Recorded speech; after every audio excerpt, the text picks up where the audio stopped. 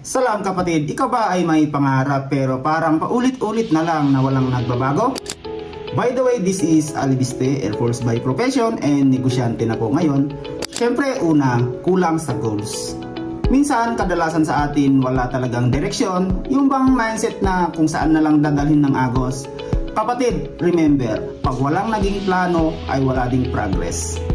Pangalawa, takot mag-take risk. Opportunity na nga, ayaw pang subukan. Takot mag-failure kapatid, kaya nai-stuck ka na sa safe zone. Tandaan, walang growth dyan. Ito pa, pangatlo, yung environment. Yung bang minsan yung nakapaligid sa atin, puro hindi mo kaya yan, puro hindi para sa'yo yan, puro wag mo ituloy yan, di paano tayo aangat niyan kung puro hila pababa? And siyempre, pang-apat, yung wrong priorities. Minsan gusto agad ng iba is yung mga short-term pleasure. Ayaw nila ng long-term success. Gusto agad nila ng rewards. Ayaw mahirapan Siyempre, pang-lima, no additional skills. Pag isa lang kasi yung alam natin, limitado din yung kita natin.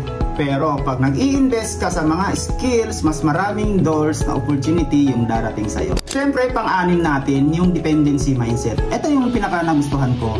Alam mo ba yung mentalidad na baka may tumulong? Baka may magbigay? Kapatid, tandaan, self-made yung palabas ng kahirapan. At ang pangpito natin, give up agad. Ang pinakamasakit, ang daling sumuko.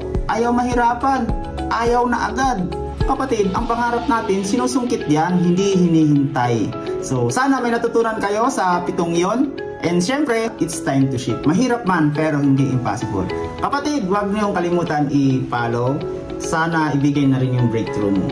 Yun lang.